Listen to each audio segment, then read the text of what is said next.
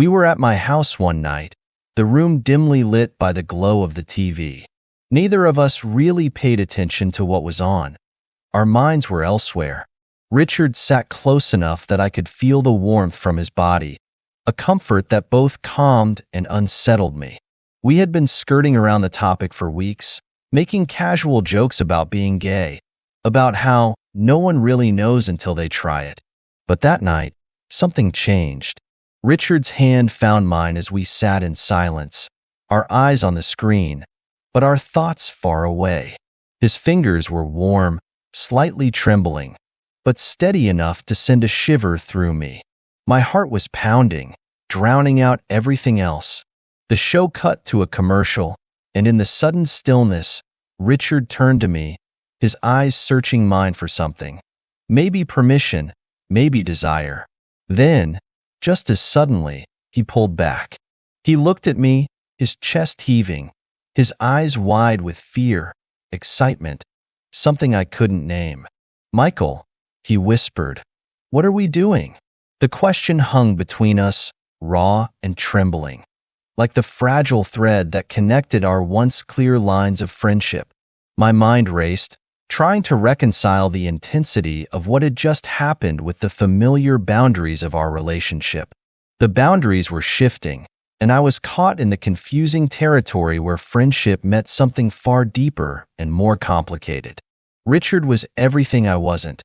Outgoing, popular, the kind of guy everyone wanted to be or be with.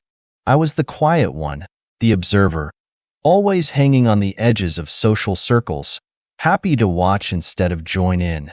We had been friends since middle school, an odd pair that somehow just worked. But over the past year, something had changed. I started noticing the way he moved, the way he laughed, the way his eyes crinkled at the corners when he smiled. I noticed how his hand would linger on my shoulder a bit longer than needed, how his gaze would drift toward me when he thought I wasn't looking.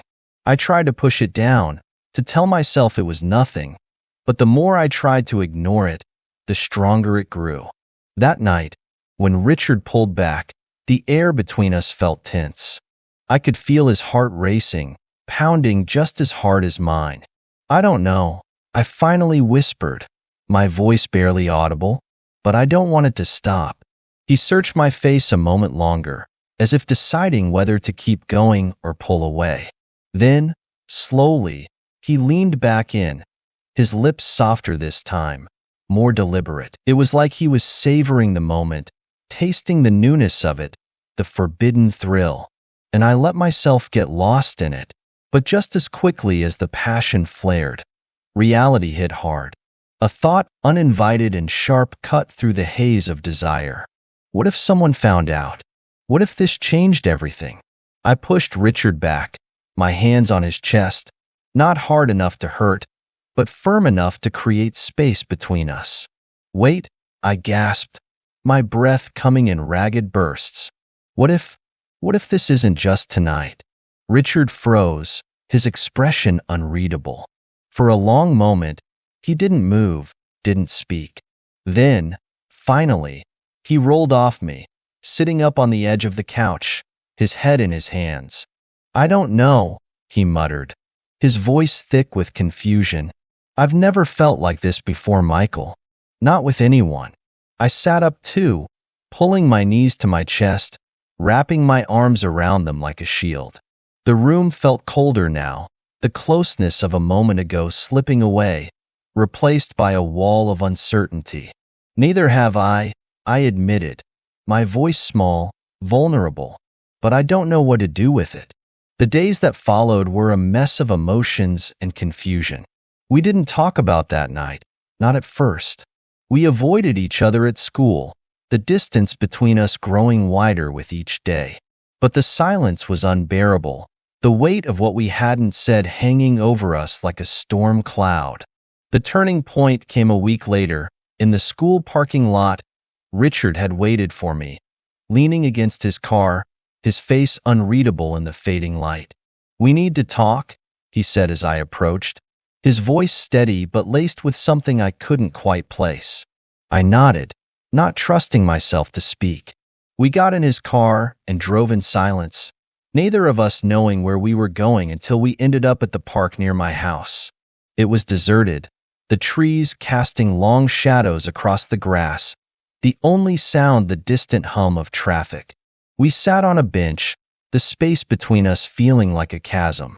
Finally, Richard broke the silence. "I've been thinking about that night," he said, his voice quiet and careful, "and I keep coming back to the same thing. I don't regret it, Michael. I can't." My heart clenched at his words, a mix of relief and fear rushing through me. "But what does that mean?" I asked, my voice shaking. "What happens now?" He turned to me, his eyes serious and searching. "I don't know," he admitted, and for the first time, I saw the vulnerability behind his confident exterior. "But I know I don't want to pretend it didn't happen. I don't want to lose you." The tension between us eased, replaced by a tentative understanding. We were in uncharted territory, navigating a relationship neither of us had expected but couldn't deny. Over the next few weeks, we figured it out together, slowly and carefully, learning what it meant to be more than friends. But just as things started to settle, the world around us intruded. Rumors began to spread at school, whispers behind lockers, sideways glances in the hallways. It was subtle at first, easy to ignore, but then it escalated. A note in my locker, crude words scrawled in red ink. "Fags." The first time I saw it, my blood ran cold. The second time, I tore it up and threw it away, refusing to let it get to me. But it didn't stop. The taunts became louder, more direct, and soon, they weren't just notes. They were faces, voices, people who had once been friends turning against me, against us. Richard and I tried to hold on, but the pressure was relentless. The fear of being outed, of losing everything, started to crack the foundation we had built. We began to argue, the stress of keeping our secret wearing us down. One night, after a particularly brutal day at school, we had our worst fight yet. It was over something stupid, something neither of us could even remember later, but it exploded into a shouting match, all the pent-up frustration and fear coming to a head. "Maybe this was a mistake," Richard yelled, his face flushed with anger and something deeper, something that terrified me. "Maybe we should have just kept our distance." His words hit me like a punch to the gut. "Is that what you really want?" I shot back, my voice breaking. "To just pretend like this never happened?" "I don't know," he shouted. But the moment the words left his mouth, his expression crumpled, the anger draining out of him as quickly as it had come. "I don't know, Michael," he repeated, softer this time, his voice full of pain. "I don't want to lose you." The next day at school, the tension was unbearable. Every glance felt like a judgment, every whisper a threat. I couldn't focus in class, couldn't think about anything but that message and what it could mean for us. Richard seemed distant, his usual easygoing demeanor replaced by a brooding silence that made me even more anxious. During lunch, I finally confronted him. We were sitting outside, away from the crowds, in our usual spot when we wanted to talk privately. "We need to find out who sent that message," I said, my voice low but urgent. "We can't just wait for them to ruin everything." Richard nodded. "I know. What if it's someone close to us? What if it's someone we trust?" The thought hadn't even crossed my mind, but now that he said it, it seemed terrifyingly possible. We had always been careful, but maybe not careful enough. "We need to be sure," I said. "We need to find out who it is." Over the next few days, we started investigating quietly, asking around without drawing too much attention. But the more we looked, the less we found. No one seemed to know anything, or if they did, they weren't talking. It felt like chasing shadows, each lead turning into a dead end. Then one afternoon, everything came to a head. I was walking home from school when I saw someone waiting for me at the end of the street. As I got closer, I recognized him, Jordan, a guy from our grade, someone I barely knew but had seen around. "Michael," He called out as I approached, his tone too casual. What do you want? I asked, my heart racing. I had a bad feeling, but I couldn't just walk away. I wanted to talk, he said, stepping closer, his expression unreadable. About you and Richard. My blood turned to ice. What about us? I know what you've been doing, he said, his voice low and almost conspiratorial. I've seen you two together, and I know other people who have too. I felt a wave of panic. What do you want? I demanded, trying to keep my voice steady. Nothing much, he said with a shrug. Just, maybe it's time people knew the truth. Don't you think? The next few days were a blur of anxiety and fear. Richard and I barely spoke, both of us too overwhelmed by the looming threat to focus on anything else. The thought of being outed, of having our lives turned upside down, was too much to handle. One night, after another day of tension and silence, I couldn't take it anymore. I went to Richard's house, desperate to talk and figure out what we were going to do. But when I got there, I found him in his room, looking pale and exhausted. They already know, he said before I could even speak. What? How? Jordan, he said, his voice flat and defeated. He's been spreading rumors. People are talking. It's only a matter of time before it gets out. My heart sank. What are we going to do? He looked at me, his eyes full of the same pain I was feeling. I don't know, Michael. I really don't know. The reality hit me hard. There was no way to stop it now. The only thing left was to figure out how to deal with it. But as I looked at Richard, I realized that the damage had already been done. The fear, the stress, the constant pressure. It had taken its toll on both of us, and I wasn't sure if we could ever get back what we had before. In the days that followed, the rumors spread like wildfire. We became the center of attention, the subject of whispers and stares, and the target of cruel jokes and even crueler pranks. The people who had once been our friends turned on us, treating us like something to be ashamed of, something to be feared.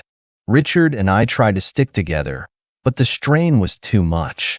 We fought more and more, the stress driving a wedge between us that we couldn't seem to close. One night, after a particularly harsh argument, Richard finally broke down. I can't do this anymore, Michael, he said, his voice choked with emotion. I can't keep pretending like everything's okay when it's not. What are you saying? I asked, my heart in my throat.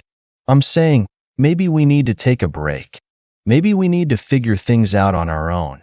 His words hurt more than anything else anyone had said, but I could see the truth in his eyes, the exhaustion and the pain. I knew he was right, but that didn't make it any easier to hear. Is this really what you want? I asked. I don't know what I want, he admitted, his eyes glistening with unshed tears. But I know I can't keep going like this. The days after our breakup were the hardest I had ever faced. It felt like losing a part of myself, a piece of my heart that I wasn't sure I'd ever get back. But as time went on, I began to realize that maybe, just maybe, this was what I needed. A chance to figure out who I was and what I wanted, without the weight of other people's expectations. Richard and I didn't talk for a long time. We avoided each other at school, and the silence between us was a painful reminder of what we had lost. But slowly, we started to rebuild. Not the relationship we had before, but something new, something different. We were never the same, but we were still us, still connected by the bond we had formed, even if it had changed. In the end, we both learned something important. That love, real love, is never easy. It's messy and complicated, and sometimes it hurts more than it heals. But it's also worth fighting for, worth holding on to, even when everything seems to be falling apart. And though our story didn't end the way we thought it would, it was still our story. One we had lived, one we had survived, and one we would never forget.